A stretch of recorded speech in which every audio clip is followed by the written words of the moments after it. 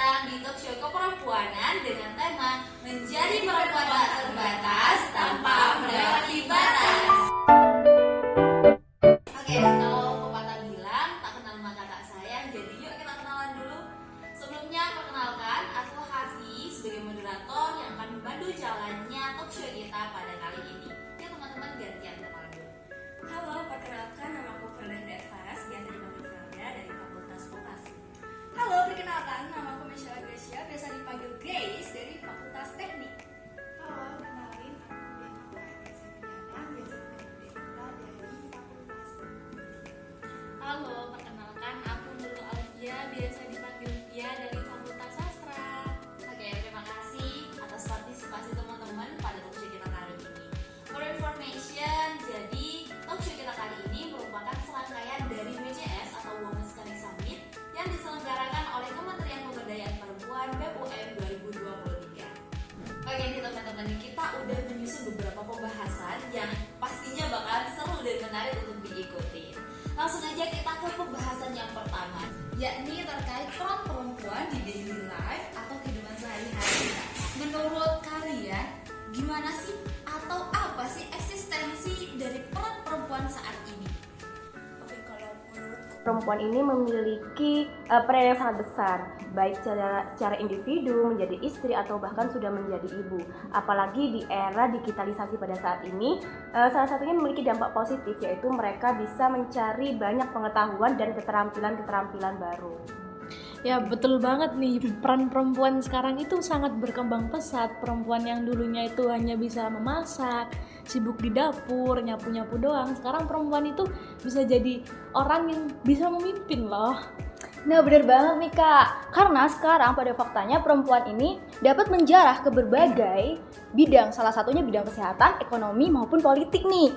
Dan menurut salah satu artikel yang aku baca, ada judulnya itu meningkatkan keterampilan perempuan di ruang publik dan politik. Di situ ada beberapa poin yang sangat menarik yang disampaikan oleh tim pengabdian masyarakat dari IPDN yang menjelaskan bahwasannya dalam kesempatan menjadi pemimpin dan agen perubahan yang baik di dalam keluarga atau di dalam masyarakat, perempuan dan laki-laki mempunyai peran yang sama.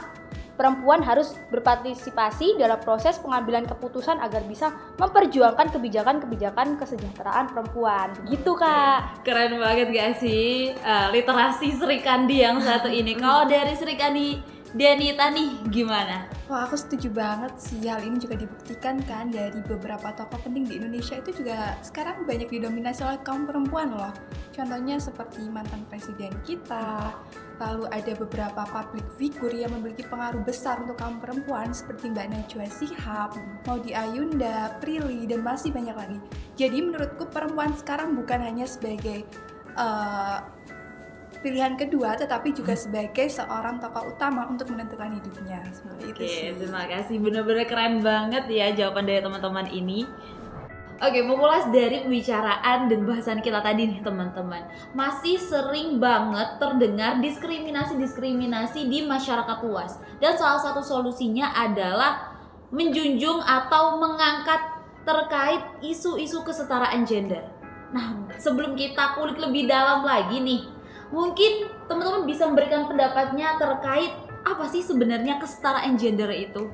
Wah, menarik banget nih kesetaraan gender. Kesetaraan tuh apa sih? Kesetaraan tuh menurutku itu setara ya. Setara itu antara laki-laki sama perempuan tuh sama, dengan catatan tidak menyalahi kodrat masing-masing. Kodrat laki-laki sendiri, kodrat perempuan sendiri, tapi mereka bisa sama. Menurutku kesetaraan tuh seperti itu. Nah, bener banget nih Kak, tapi sayangnya banyak banget yang salah mengartikan. Menurutku, kesetaraan gender itu bukan bagaimana seorang perempuan ingin merebut posisi laki-laki, namun kesetaraan gender pada dasarnya adalah bagaimana perempuan ingin mengimprove dirinya sendiri lebih dari sekedar perempuan yang hanya di dapur saja, tidak boleh berpendidikan tinggi.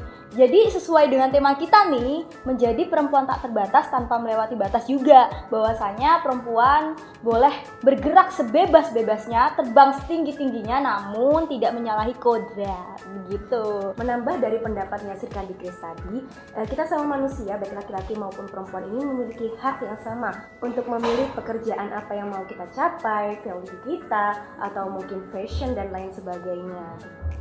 Oke. Kalau dari Kak Denita sendiri nih gimana? Waduh, kalau menurut aku sih ya, kita sebelum membahas mengenai kesetaraan gender, kita harus bisa membedakan apa sih jenis kelamin, apa sih gender. Karena masyarakat tuh masih sering kayak mengartikan sama antara jenis kelamin sama gender. Jadi kalau jenis kelamin ini ya kayak perempuan dan laki-laki, tapi kalau gender ini perbedaan antara peran sosial laki-laki dan perempuan di masyarakat. Jadi menurutku kesetaraan gender ini merupakan bentuk kesetaraan antara laki-laki dan perempuan dalam memperoleh haknya di kehidupan sosial bermasyarakat. Gitu. Mungkin ini juga bisa jadi ilmu baru nih buat teman-teman atau serikandi di luar sana yang belum mengetahui arti dari perbedaan jenis kelamin ataupun gender itu sendiri ya teman-teman. Untuk sekarang, menurut kalian seberapa besar pengaruh perempuan itu di bidang pekerjaan sendiri? Bisa dijawab? Oke Kak, menurut aku ya, di dalam dunia pekerjaan, perempuan dan laki-laki itu punya hak yang sama sih seharusnya. Karena kita itu tidak terbatas oleh gender. Namun, bagaimana seseorang itu bisa bertanggung jawab atau tidak, atau bisa memberikan dampak ataupun enggak gitu. Aku punya salah satu contoh nih. Salah satu tokoh yang menurutku sangat luar biasa, namanya Ibu Nike Widiawati. Beliau itu bisa kita jadikan contoh bahwasanya perempuan itu bisa memimpin loh di dunia pekerjaan. Beliau merupakan direktur utama sejak 30 Agustus 2018 di salah satu PT perminyakan terbesar di Indonesia. Masya Allah. Keren banget ya, langsung ada role modelnya gitu. Kalau dari teman-teman sendiri gimana nih? Nah, setuju banget nih sama pendapat Sri Kandi Grace. Apalagi role model yang udah tadi di-spill sama Sri Kandi itu gak kaleng-kaleng loh. Dia itu sekelas pemimpin Pertamina dan perempuan. Jadi kesimpulannya kalau pekerjaan itu intinya kualitas bukan gender. Menurut aku sih gitu. Benar-benar banget. Kalau dari teman-teman, kalau dari Kak Denita gimana nih? Atau Kak Velda? Oh ya, menurutku kesenjangan saat ini masih sering terjadi di pekerjaan. Lagi mereka lebih meragukan kapabilitas perempuan ketika ia menjadi pemimpin di suatu pekerjaan tersebut. Padahal baik laki-laki maupun perempuan, mereka memiliki kecerdasan dan kemampuan yang sama untuk menentukan arah gerak pekerjaan tersebut. Oke, makasih banget nih atas opini yang diberikan oleh Sri Kandi Velda. Mungkin dari Sri Kandi Denita bisa memberikan masukannya. Oke, kalau menurut aku sih ya, salah satu faktor penyebab adanya kesenjangan dalam bidang pekerjaan tuh masih kuatnya budaya patriarki dalam lingkungan pekerjaan itu. Jadi salah satu cara agar tidak kesenjangan di dunia pekerjaan ini tidak lagi ada dengan cara membuktikan bahwa kita itu mampu menjadi pemegang kebijakan atau pemegang posisi penting dalam sebuah pekerjaan tersebut. Contohnya seperti yang sudah disebutkan oleh Sri Kandi Grace, yang merupakan seorang tokoh inspiratif yang memberikan banyak sekali motivasi untuk kita mau terus berkembang dan menyetarai laki-laki. Oke. Jadi intinya perempuan itu bisa ya ternyata. Iya, jelas dong. Jadi kita masih bisa untuk berkembang lebih tinggi lagi sesuai yang kita mau nih teman-teman. Oke, setelah kita ngobrol udah panjang lebar tadi terkait pembahasan mulai dari kesetaraan gender, kemudian masih banyak diskriminasi yang kita dapatkan sebagai seorang perempuan. Menurut kalian sendiri nih, sesulit apa sih jadi perempuan? Berhubung di sini semuanya perempuan ya, mungkin bisa menyampaikan unek-unek atau opininya masing-masing. Oke, mulai dari aku ya Kak. Sebenarnya susah dan enggaknya itu relatif ya Kak. Yang harus aku bilang tuh adalah tantangan yang ada gitu loh. Karena pada faktanya, apalagi testimoni dari aku nih ya, aku tuh kebetulan kan anak teknik nih. Itu tuh dari SMK gitu. Itu di kupingku tuh udah banyak banget gitu loh, denger kayak diskriminasi gender, kayak kamu tuh ngapain masuk teknik, kamu kan cewek, kamu bisa apa gitu. Terus juga, alah kamu tuh mendingan kerja di rumah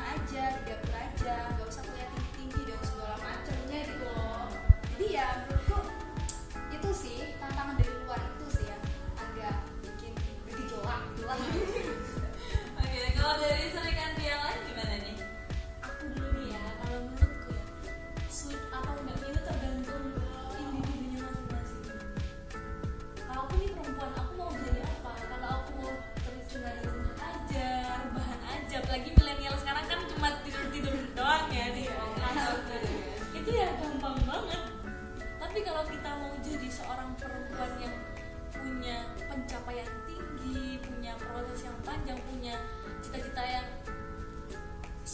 tinggi, bahkan yang dianggap masyarakat cita-cita itu cocoknya untuk laki-laki. Nah itu yang sulit, tapi sesulit apapun itu perempuan tuh bisa kok, bisa. Bisa ya. Kalau dari sikap dia lain gimana? Kalau menurutku sih jadi perempuan tuh susah ya, apalagi kita kalau masih lebih tinggi nilai patriarki. Perempuan tuh kayak sering dapat peran ganda, beban ganda, sering memperlukan, dibatasi waktunya. Jadi menurutku jadi perempuan itu susah. Susah ya. Kalau dari sikap di Felda, Kalau aku setuju sama pendapatnya Srikandi Via tadi, bahwasannya ini tuh juga tergantung setiap individunya, bagaimana gebrakan di dalam dirinya sendiri, kesadaran dirinya sendiri, mau jadi apa sih dia ke depannya, inovasi apa yang bakal dia capai di tengah budaya patriarki ini. Maksudnya mereka harus tetap memiliki semangat untuk bisa meningkatkan value dalam dirinya, potensi-potensi yang dimiliki dirinya untuk lebih maju ke depannya. oke, benar banget. Karena kita udah sadar kalau jadi perempuan itu susah, jadi kita harus berkembang lebih keras lagi ya, untuk menunjukkan kepada dunia kalau perempuan itu bisa loh. Oh iya guys, kalian tahu nggak sih setelah ini juga bakalan ada acara-acara selanjutnya yang pastinya nggak kalah seru dan menarik loh. Bakal ada acara nih kayaknya. Iya, ya. iya. Acaranya ada hubungannya nggak sama yang kita diskusiin tadi? Nah, pastinya ada. Mungkin Kak Grace bisa menyampaikan acara-acara selanjutnya yang habis ini kita ada apa aja sih? Nah teman-teman pada penasaran gak sih? Terus kakaknya juga nih. Seru banget. Oke, jadi agenda terdekat kita nih bakal ada WCS, yaitu Women Connect Summit, yang isinya ada apa aja sih? Mungkin teman-teman aku bisa Dan di bahas sini ada 2 serangkaian kegiatan. Yang pertama yaitu perlombaan. Di sini ada 3 perlombaan, yaitu esai, cerpen, dan puisi. Kemudian Selanjutnya juga ada acara seminar loh kan, di mana acara seminar ini mengundang tokoh atau narasumber perempuan hebat di berbagai bidang. Banget ya Kak. Berarti nih ya bisa mengupas apa yang masih berenang-renang di kepala kita kan ya Kak ya?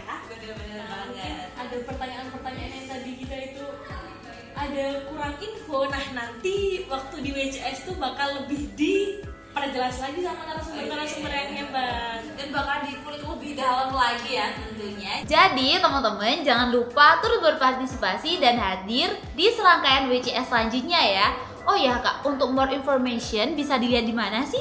Nah, kalian nih bisa mantengin infonya di akun media sosial yang tertera di bawah ini nih. Jangan lupa dicek ya teman-teman. Untuk serangkaian selanjutnya, seminar ataupun lomba bisa diikuti oleh seluruh peserta mahasiswa, baik itu dari Universitas Negeri Malang ataupun di luar Universitas Negeri Malang, dan tidak terbatas oleh gender ya teman-teman. Oke, sampai jumpa di serangkaian WCS selanjutnya. Dadah.